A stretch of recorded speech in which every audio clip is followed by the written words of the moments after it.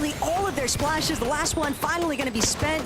Thomas, Huppel, Panzer. We knew they were going to get caught in the mix here, but didn't expect that it might come at Kurama's expense. He'll narrowly avoid getting knocked by Thomas. But Thomas, he still wants more. He still wants to keep going. Pink, Kira, and Nebs as well. Just hanging out on the low ground, but Swizzy, Queasy, Mustache, they're trying to chop out height, and they might actually succeed. Vanya, though, gonna finally manage to get the connection towards the front side. Marius will get dropped, but he still had more than enough time to react. He's not gonna lose any HP for it. Will Queasy give it up? They got the knock, but in the meantime, Malabuka's been shut down. This is the first time we've seen them go down so quickly in this late. Now, Chino, Pablo trying to clutch it up as a duo. High ground looks to be safe for Vanya, still holding on to it as now Pablo's trying to get ahead, doing what he can to keep himself up. So many materials to work with. He should not take any risks here, just try and claim as much space as possible. He has to be careful though, especially if he runs into a full trio as Swizzy has been left alone. Queasy Mustache gone down, as now Swizzy has to find a way to clutch this out only with Disaster has struck in the final hours here. Swizzy, we've seen him clutch points plenty of times in the past though. Whether or not he's able to secure them, this go-round is an entirely different story though. Just so many healthy trios behind and in front of him. Thomas, Upper and Panzer, they don't want to allow him to go by, but it's going to be Height that takes notice. Panzer will get the credit for the elimination, but Vanya and Marius, they are having a free day, just spraying everybody in this low ground. Thomas hoping that he could try and charge through. He's just going to play a little bit of defense here for Upper to reunite with the rest of his team. Marius dropping. Marius trying to get fraggy with it. Gets a chunk out of Panzer's HP bar, and Panzer won't be able to finish. Marius gets the credit for it, and now Pixie on the other end looking to take out Chino and Pablo Wingu. This is exactly what they needed to put themselves into that top 5. All they need to do is close it out. Pink, Hero down below. Pablo still in the zone, doing what he can to stay up. The double res is going to come through. Can they do it in time? No. Kiro goes down. Pink's left alone. Marius connects another one. 8 eliminations. How many total has this trio just picked up? Not only do they close out the match, but they do it in style. From 9th place going into this match, I'm sure with that amount of eliminations, the placement points they just got, they have put themselves into qualifying range for the global championship. But not only that, also in prime position to slowly make their way up to that first place spot. And don't get me wrong, you don't want to get too excited considering that it is just day 1, but Marius, Vanya, and Pixie have earned this final closure of a victory royale here at Takata. They just played it cool, calm, and collected, picking off teams, picking off solos and duos, isolating players so perfectly, and Marius even at the end there refusing to allow that double revive play to happen, just had control of the low ground builds and punished Pink's trio for it. Excellently played all around by Vanya, Pixie, and Marius. Yeah, you love to see it. Round of applause for Vanya, Marius, and Pixie. They got the job done, but Pablo, there's still a raid boss in the lobby. Malabuka's going into day 2 happy. What a way to play out the first 6 matches of the EU FNCS Major Finals. We have 6 more matches to be played out tomorrow. Taco, it has been a pleasure here to commentate the first 6 games. We will continue to do so tomorrow, but I just need this to be closed out. Frankie, 11 Mini, what are your thoughts? How are you looking at the odds for the other trios in the lobby?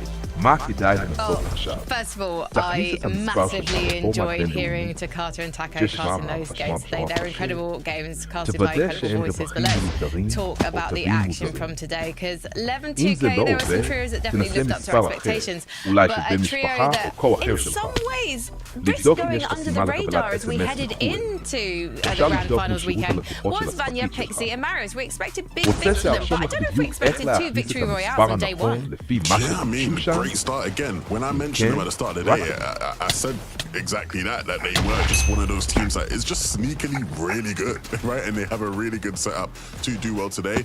Started off really well.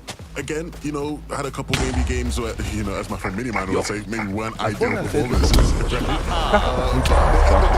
Which is great momentum wise when we go into tomorrow. We've seen just so many times in EU history where, you know, day 1, how you finish a day 1, you know, really can tell sort of where you will go on day 2, sorry. And the closeout to that game was quite chaotic, quite hectic. So many of our top teams were there, and they were the best of them towards the end. Mini, I love how they stopped Queasy's trio from high, because that's always been a question of them this season and last season. Was like, they like to play high, but a lot of the time if Queasy's around, you know, they leave it to the big dogs. But this game, they showed who were the big dogs, and they kept tight really well. Yeah, it was something you mentioned earlier. Yeah, it was something that Levin mentioned earlier on about the fact that they won't play high if Queasy's in the lobby, but it's nice that they were able to flip that on its head, where they were playing high and Queasy tried to go up for it. And as you mentioned, they shut it down really nicely. Vanya was able to stay up on high. He held firm up there while the other teammates, of course, dropped on down. Really nicely played from those guys, showing us what they can do. And it just shows there's not only one hype team in the lobby now going into tomorrow. Well, let's talk about Thomas HD, Uppal, and Panzer, because this is a trio that I was expecting really to sit around kind of barrier, I guess, or border between safer globals and not quite. But after today's performance, Mini Miner, do you think we're going to be seeing them in Leon? Yeah, I don't see any reason why not. I know myself and Evan both put them in our list to qualify through, so we had that belief in them, and the way that they're playing is exactly as we would have expected, I'm sure, as well. Making these end games, being consistent in getting there, their strategies, mid-game, early game, really, really good. Thomas HD just doing what he does best with that drum gun. It's not absolutely ideal, you know, not absolutely clean with it in terms of the end games. What they've been able to do is keep them coming, keep getting into those positions to do well and do what they do best. I'm wondering still what is holding them back from that victory royale. Hopefully that's something we can talk about tomorrow. But right now, let's talk about Swizzy. Unfortunately, not able to quite clutch his way into the top 5 in that match. But we can see where Queasy, Swizzy, and Mustache are on the leaderboard at the moment. They have managed to hold on to 4th position safely inside that top 5. I have a feeling though for Queasy today has not been good enough, Levin. Yeah, I mean, if you're Queasy, you're going to be looking at the top of the leaderboard and going, well, they're over 100 points ahead of us. So, yeah, it probably won't feel good enough, right? But it's not a scary spot to be in come day 2. I think, you're still in pole position to sort of compete. At least enough for second base. How things are looking. But, it all depends on, again, if Malabuka and them can continue this insane form that they've been on in terms of consistency. The games haven't been as clean for Queasy's trio. But they've not been bad, right? And that's the key. As I talked about earlier, I still think this team has a gear to go up, and I think we'll see that tomorrow. Yeah, I was really hoping the fact that they got landed on by Venovico Flixi in that game 5, that it wouldn't just cause a little bit of a wobble for them, and I think their response to that was so crucial in the way that I saw this game, and they did that really well. 6th place in that game. Of course, they would expect better of themselves going into day number 2, being higher up on the leaderboard, but it's still clutchable, it's still doable. They're just going to need to do what they've been doing all season, which is just playing from high, winning games, and really taking risks when it comes to that stage of the game. Yeah, it's interesting, right? Because obviously they're one of those teams that I think, again, most people predict them to do well. I really want to just talk about Vico's team, though, because when you look at how their day and their trajectory of their day has gone, it's been up and down, so strange. But that final game, it's a tough pill to swallow. Because so far, on the day, the straps worked perfectly. They've not gone down or spawned at any of the random spots they landed at right today, except for this one. It was Twice trio that were able to take them down. Pretty deep left try. Not ideal optimal, but he still made it work. And again, it's funny because I remember there was a period in time where, Twy obviously was, rated as this sort of up-and-coming player who's, got the world on his shoulder and he's got so much to prove and whatnot. Back when he was playing with Jalen or whatever. And here he is, taking down 3 of the best fraggers in the world, just making it look casual. So fair play to him. We don't have much time to talk about the leaderboard anymore because we've got a big pre-show coming your way tomorrow. But of course, we've got to talk about Malabuka's trio. This is a team we definitely expected to score big, but Mini Miner, I don't know if we're expecting them to have such a dominant performance. I think their lowest placement today was 8th. It is insane how consistent they've been. Yeah, that was in that last game, wasn't it? So, they've not necessarily ended the day off as they started it in terms of the amount of consistent placements they've been able to get, but I mean, by no means have they been bad today. They sort of silenced all of those people that maybe would have thought they weren't going to do as well in these major finals because of their form going into them, right? They only just snuck in 10th place in the groups. They didn't look too great when it was going into those, and they didn't even make week 5 divisional finals. So it was one of those where, what sort of Malabuka are we going to get? And I think that's been a question that we've asked previously as well of Malabuka when they've won the first or qualified the first season. And I think what we've got is absolute prime Malabuka and his trio right now. They are looking really strong and, dare I say, better than last season right now. Hey, look, Mini, you summed it up perfectly. I don't think there's anything else I can add to that. All I will say is if I was an NA fan, and it's coming up soon. I'm looking at Clixie, Yomzo, and Higgs, and I'm smiling because if Malibuk is laying out the blueprint here, maybe it's finally time for our boy Clix to get the dub. I don't know. We'll see later. You will see later. Absolute Cinema coming up from North America in a couple of hours' time on this channel, so make sure you keep it locked. However, it's been Absolute Cinema here in Europe today, so I know you do not want to miss day 2 of the Major 2 Grand Finals tomorrow, so don't. We will see you here. I can't wait to see it. Levin, Miniminer, any final thoughts from you? Levin? Sound the horn. במקרה הטוב אם אני אקנה עכשיו מהשיחה קטנים מסרבר אז זה נכון. אני עכשיו ב-Revenge נקודה נט.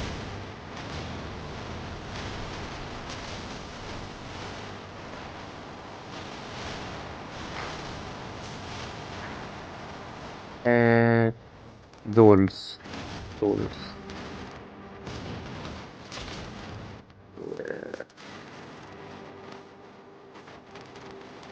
Precisa לעזור לי. דואל. לא.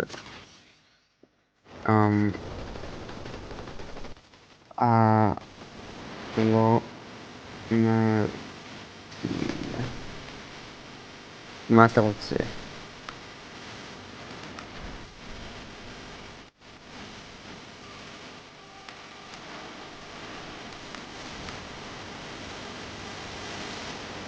אלון, מה אתה רוצה?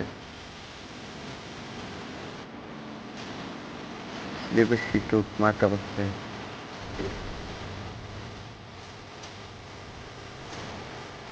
מה אתה רוצה איתו?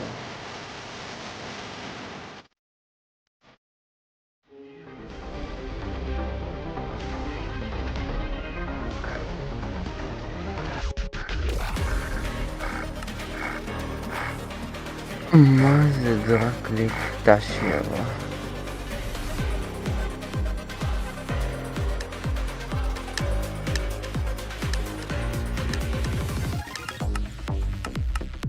מה זה הקליקים האלו?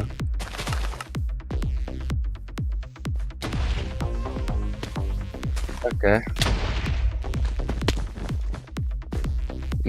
להתחל. למה?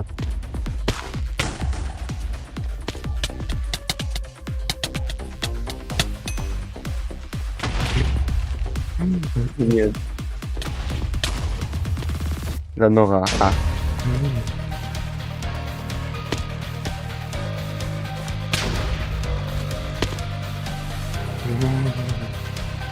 נראה לי כולם היו הייטרים שלך.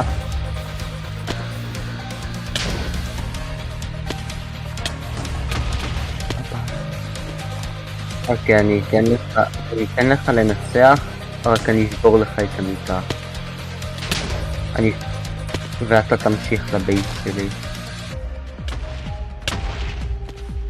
תגיד מתי הגעת לבייס שלי, אני אשבור לך את המיטה, ואז אני אקפוץ לוויד, ואז אני אשבור זה. ואז אתה תשבור לי כשאני אקפוץ לוויד. אני אגיד לך מתי? לא עכשיו. אוקיי, עכשיו אלון תקפוץ לוויד. אוקיי, ועכשיו אני אצלחק גרוע. הנה. לא, אלון, אני מאחורך. אני אצלך בבייס, תרוג אותי.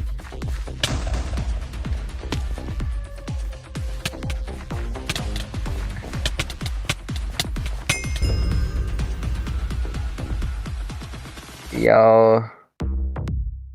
אוקיי. רק תיסח אותי.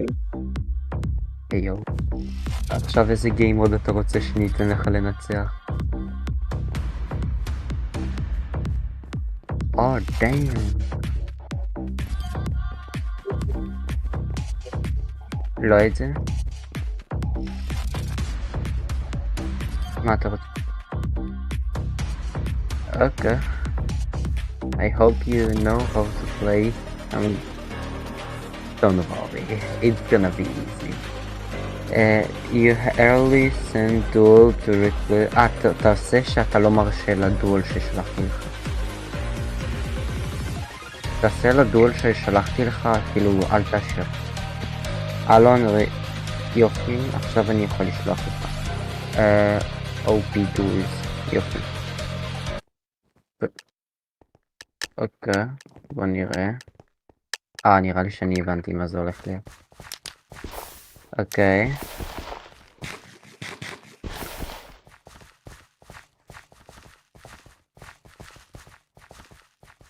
אני מפחד להשפיל אותי.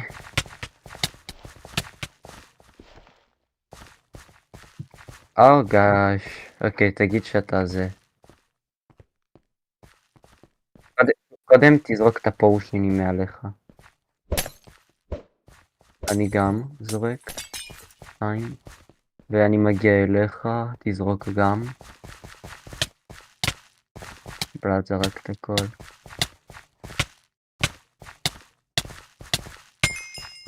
יואו! יואו, איזה קומבו. יואו, בלעד תפס אותי לכל המשחק קומבו. עכשיו, מה אתה רוצה?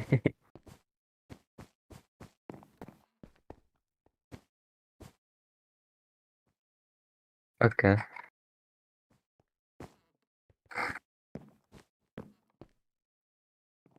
אז אל תאשר את זה. בלעדי. תלחץ על F11 אם נעלם לך.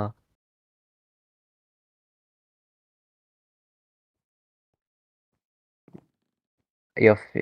מה אתה רוצה? אלון, מה אתה רוצה?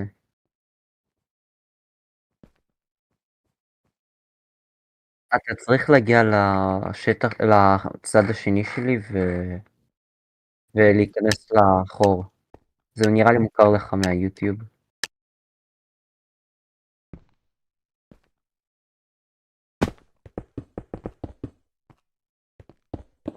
רציני?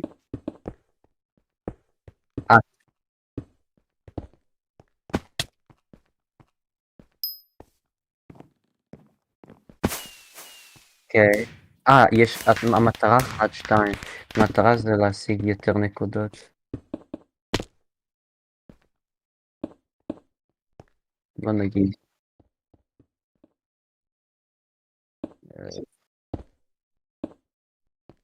תעלה, ופשוט תלך, כרגיל, אני סתם מנסה כאילו להגיע אליך.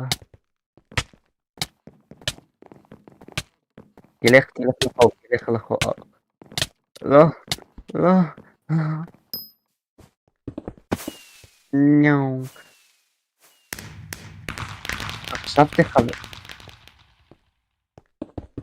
תשבור בלוקים. אני מעדיף שתשבור בלוקים מאשר תעשה.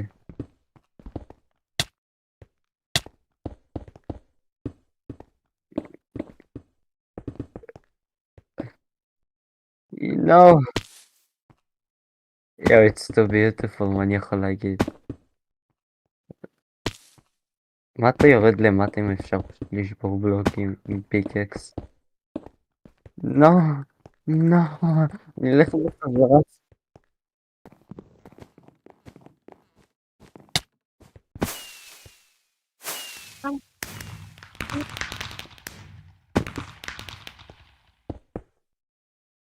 נראה לי פעם הבאה אנשים יצטרכו לשלם כדי לשחק איתי דואל. אוקיי, סליחה.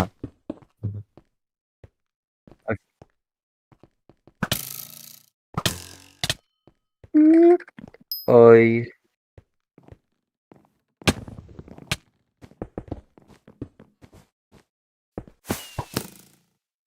אני מפחד יותר מיוחד. תאכל גולדנאפל. תאכל גולדנאפל. בוא נגיד שאני הולך... בוא נגיד שאני מסיק.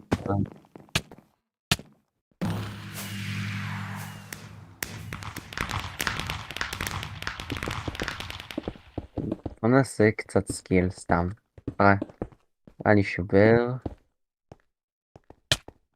או נו, נו. היא הסקלה. בלד הסקלה. בלד הרג אותי. עכשיו תלך. מה?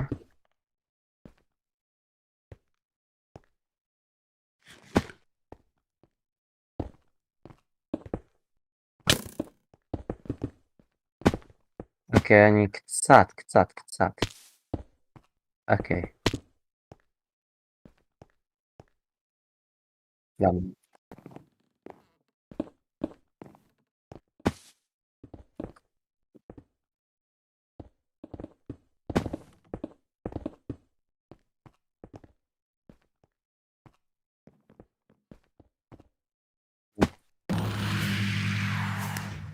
Okay, I'm gonna cook you.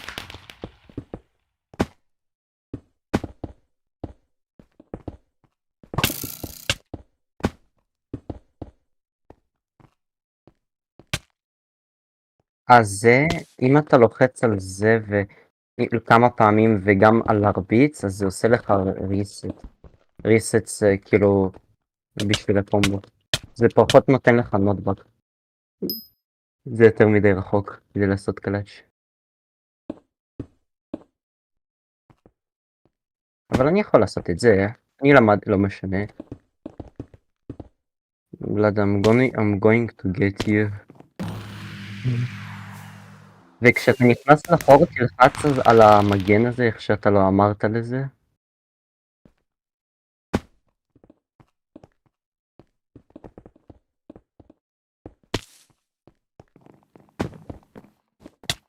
ביי ביי.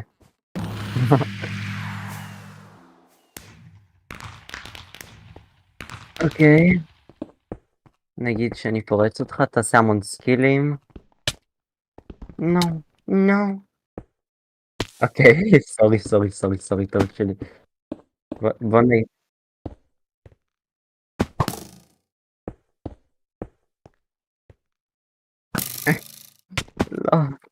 לא, ואז כשאני אגיע אליך תשבור כאילו בלוקים מהצד, למשל, תלך למטה ותשבור בלוקים. לא ככה. או, עשית קלאץ', זה טוב. יופי. לא, עכשיו חכה. זה משנה. נראה לי... לא אהבת דה ברידג'. דווקא דה ברידג' פעם שיחקתי ברובלוקס, היה שם דה ברידג', אני שיחקתי, ספמתי שם מלא. מה? Combo duels, let's see. Where is yes, duels, איפה combo duels? הנה, שלחתי לך. אני לא זוכר את זה. אוקיי, עכשיו אני שותה את הפושנים. איפה אתה?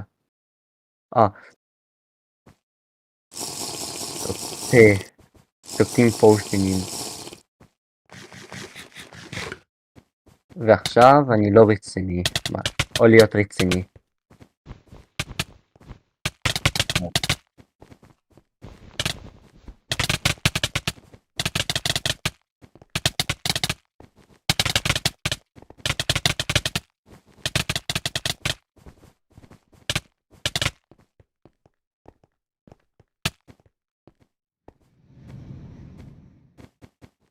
Bro eating.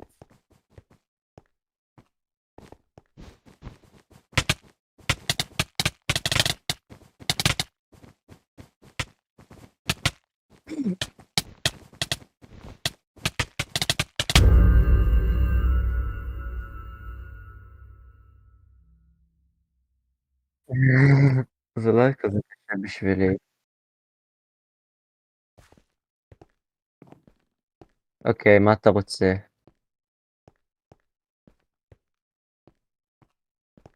מה זה סטיק פייט? רוצה סטיק פייט?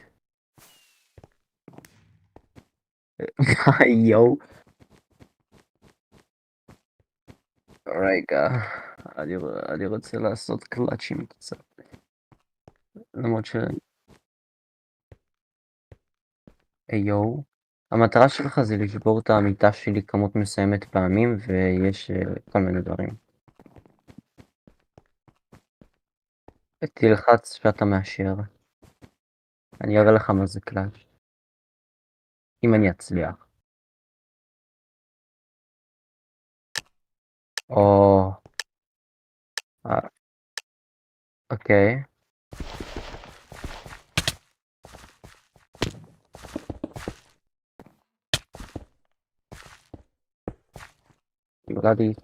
נכון, אי אפשר לעלות פה כזה גבוה.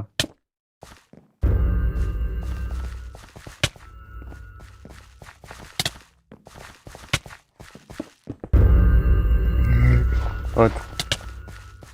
אוקיי.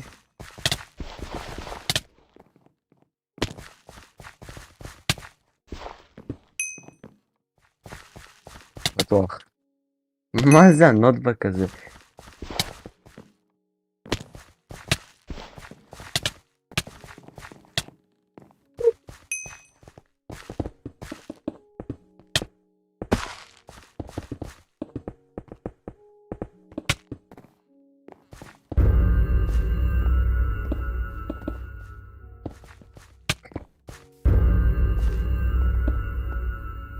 אוקיי. בא לי להראות לך קלאץ'. מוכן? אוקיי, שבור את המיטה. עכשיו בא לי קלאץ'. לא, למה? אלון, עכשיו תרביץ לי.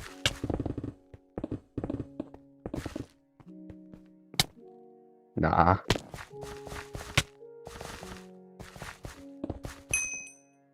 אני רוצה שאתה תרביץ לי. עכשיו תרביץ לי.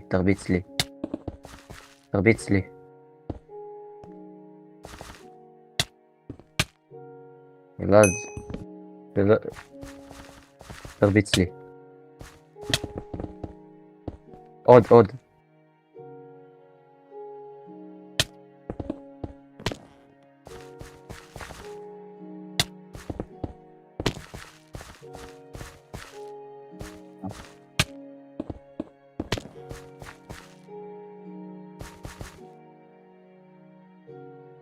אוקיי.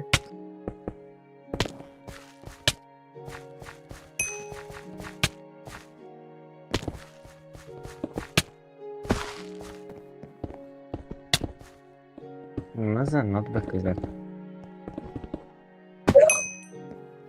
מה זה סינגל גל בלוק?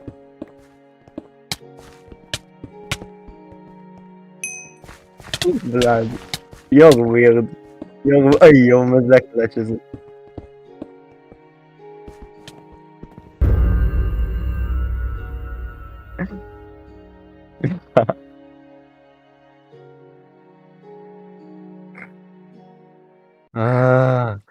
אבל יש שחקנים ממש טובים בזה שעושים קלאצ'ים, ויש גם נגד האקרים שהם ריטרלי, לא יודע, הם יחסית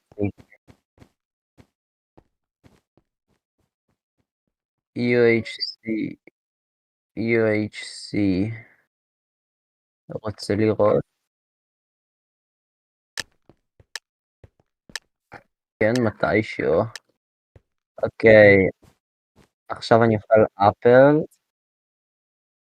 הגולדנט עדיף לא. I'm gonna cook you. או אסור לי. או הפעם אסור לי.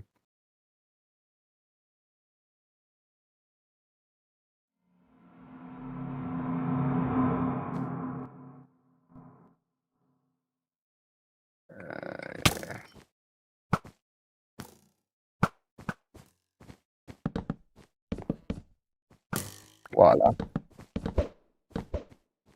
אני יודע להשתמש עם פישינג רוד.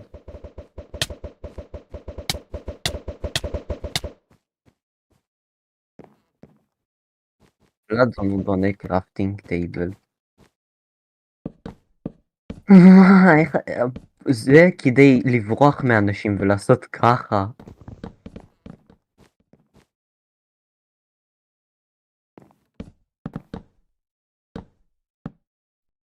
Okay, I'm gonna getting bored. לא, אתה לא תיקח, אתה לא תיקח, אתה לא תיקח. פאק.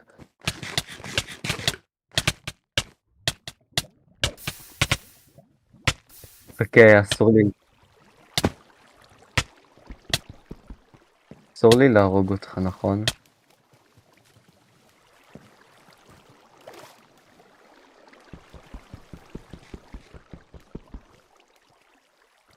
I can't broke the cobblestone.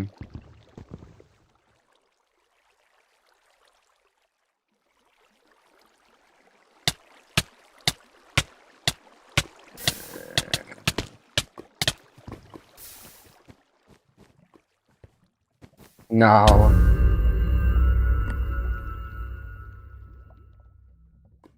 אוקיי. יש גם בד וורס מוד שזה ליטרלי אני מולך, או בד פייט, שזה משהו... אוקיי. סקאי וורס דול, זה כמו סקאי וורס רגיל, רק שזה רק אני מולך. אני אראה הפעם. יואו. איזה קיט אני רוצה... יואו.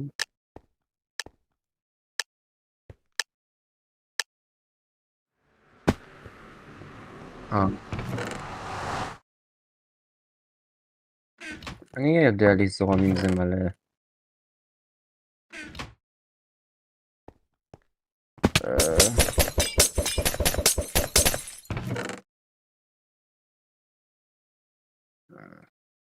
I'm gonna cook you.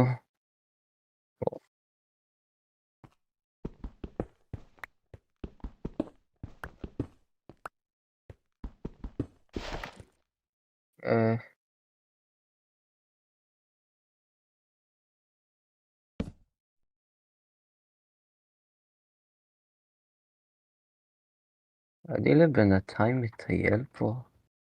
אני לא יודע מה אתה עושה. I'm too fast guy. I'm fast guy. Punch, power. Punch time.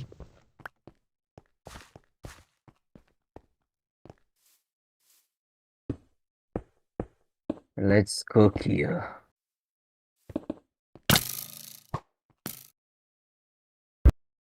ייי, גם אני נופל לוויד. קיבלתי. למה?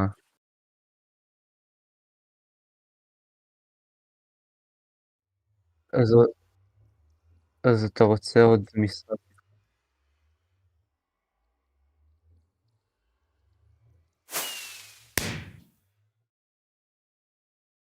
מה זה?